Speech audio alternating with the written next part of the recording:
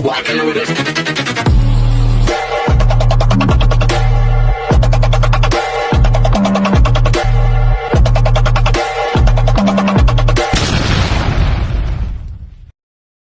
Hi everyone! Good evening, I'm back. It's your Mama Sam dito sa Sam Sam TV. Kamusta naman kayo mga amigo, amiga, kumare at kumpare? Sana lahat kayo ay okay at safe ngayong araw na to. Syempre kung ako naman ang tatanungin nyo, nakita naman ninyo, fresh overload pa rin. Charot! So ang dami namin ginawa ngayong araw na to. Sobrang busy. Kanina pa kaming tanghali umalis dito sa bahay. Actually, kanina umaga, di ba, nag-live ako with Kaysel. Tapos noon, naligo na ako. Tapos, ayun, umalis na kami ni No. Pumunta kami ng Mega Bang na. Doon kami nag-lunch. Ang plano ko sana, magsimba muna. Kaya lang kasi, yung simba kasi doon sa Bangkeo, hanggang ano lang yata, 11 o'clock. So, natapos kami mag-live ni Kaysel, anong oras na. So, hindi na ako umabot. Tapos, yung binook kasi ni Noon na movie, nilibre niya ako ng movie ngayon. So, anong oras ba yun? 2 o'clock. So, nakaalis kami dito ng bahay ng 12:30. Tapos, ayun, nag-lunch muna kami doon sa Mega Bang na masarap yung kinainan namin. Yung kinainan namin, ano tawag dito? Basta, Swedish restaurant, gano'n. So, yon, ang sarap. Tapos, ayun, nilibre niya ako na nilibre ko siya ng lunch. So, switch lang.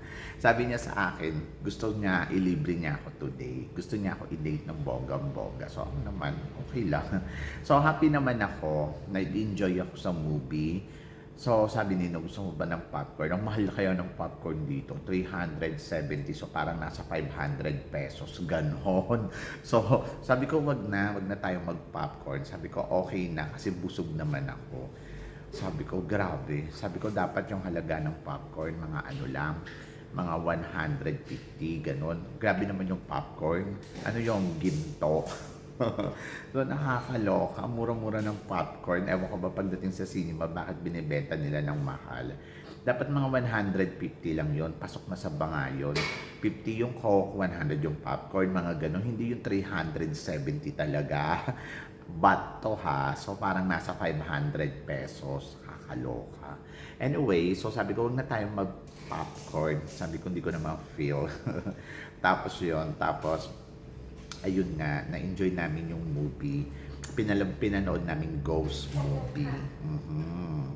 And then, after namin manood, ayun, dumiretso na ako sa simbahan. So, doon na ako nagpalaspas. O, diba? So, yun ang bongga. Sobrang productive ng araw ko today. And then, nagluto si Nu ng patatim. So, yun yung ulam namin ng dinner. So, na-enjoy ko rin. O, diba? So, yun. So, kanina, habang nasa biyahe ako, may nakita akong picture ni Atisa Manalo. Ito yun.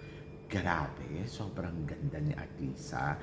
Actually, nung tinitignan ko yung photo, sabi ko, sino kaya to ang ganda-ganda? Hindi ko pa binasa kung sino siya. Aba, ang Lola Atisa Manalo mo.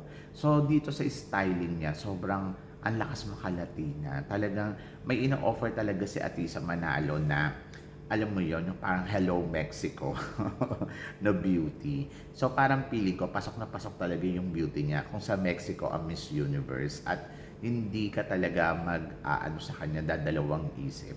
Panalo yung mga styling. Sobrang gusto ko yung styling na pinapakita. Gusto ko yung mga, ano tawag dito, yung mga ganap niya. Gusto ko yung mga orahan niya. Kasi parang hindi ko nakikita sa kanya yung Atisa Manalo noon na parang ang lamya-lamya, ang baby-baby, ganon. Ngayon talaga fierce kung fierce. Sabing ganon, kung ano, may nagtanong nga sa akin, sabi nga, tingin mo ba si Atisa, level ba ni Catriona Gray? Siyempre hindi. Magkaiba si Atisa, magkaiba si Catriona Gray. Pero, parehas sila kung paano nila i-turn yung sarili nila as a candidate sa Miss Universe, di ba? So, sa Miss Universe Philippines, ayun yung nakita kong similarity.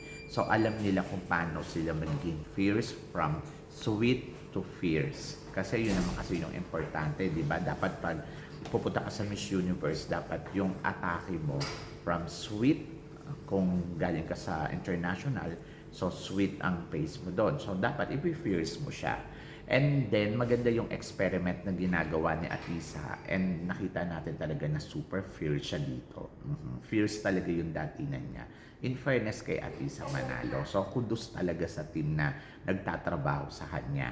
Ang sabi niya gano'n, ang laki daw ng ginastos ni Atisa dito sa Miss Universe Philippines. 2 million daw. I don't think so it's a 2 million.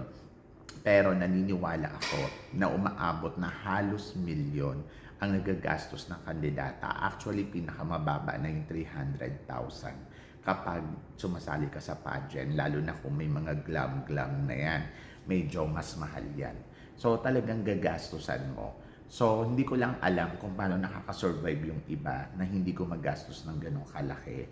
Pero kasi syempre, risky yon. Kasi, kaya ako natatawag na risky. Syempre, kung paano ka makikipagsabayan, makikipagkabugan, kung 'di ba? Kasi isa sa mga mapapansin ka talaga yung styling mo eh. Ayun kasi yung talagang kailangan mapansin sa iyo kung paano ka kakabog. So ngayon si Atisa Manalo, ano naman, nakita naman natin from the beginning, mula nung na-appoint siya as a ah, Quezon Province candidates until now, talaga nakita natin yung transformation niya. And then, ayun yung importante sa isang kandidata na dapat may transformation ka. Sabi ko nga sa nakita ko dito sa picture, hindi ko siya nakilala. Sabi ko, hala, sino to? Diba? So, ganun kaaariba si Atisa Manalo dito sa competition. Talagang binibigay niya yung lahat. Sure win na ba dito si Atisa Manalo? To be honest, hindi. Hindi ko pa siya nakikita na sure win. Kasi syempre, hanggat hindi napuputungan ng corona ang isang Atisa Manalo, ay hindi natin pwede sabihin na she is a Miss Universe Philippines. Pero malaki yung chance niya sa corona. Bakit ko nasasabi to? Dahil nakikita ko yung total package and then malakas yung market ni Atisa Manalo. Kumbaga, kung naghahanap ka ng isang kandidata na i-compete mo sa Miss Universe, I think Atisa Manalo is one of the best. Kasi marunong gumalaw, alam ko ano yung gagawin, and then talagang well experienced. So parang ito lang yan, si Beatrice Luigi Gomez, bakit ba nakarating sa top 5 ng Miss Universe na hindi mo inaasahan?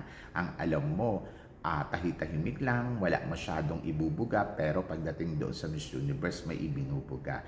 Dahil yung mga klaseng ganito na alam nila kung paano lumaban sa pageant, alam nila kung ano ang gagawin sa sarili nila na hindi ka mangangamba. So, ganun yung ginawa ni Atisa Manalo. So, ganun yung ginagawa at ipinapakita ni Atisa Manalo na alam niya kasi lumalaban siya ng pageant mula nung bata siya. At hindi lang yun, nagja-judge siya sa mga iba't ibang klase ng pageant. So, alam niya kung ano ang atake ang dapat gawin at ano ang kailangan na dapat gawin sa laban niya. Malaki yung chance niya makuha ang corona ng Miss Universe. Kung percent ang pag-uusapan, siguro nasa 80 or 90% talaga na possible talaga na siya ang mag-uwi ng corona ngayong taon na to. At hindi lang yon, marami talaga nag-aabang kay Atisa Manalo, hindi lang sa Pilipinas, kundi sa buong mundo.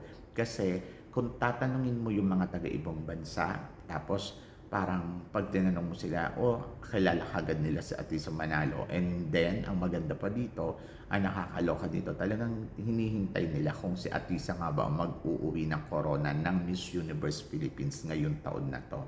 Kasi may nakatatak na title sa kanya. And then, yung titulong yon ayun talaga yung nagpapalakas din sa isang Atisa Manalo.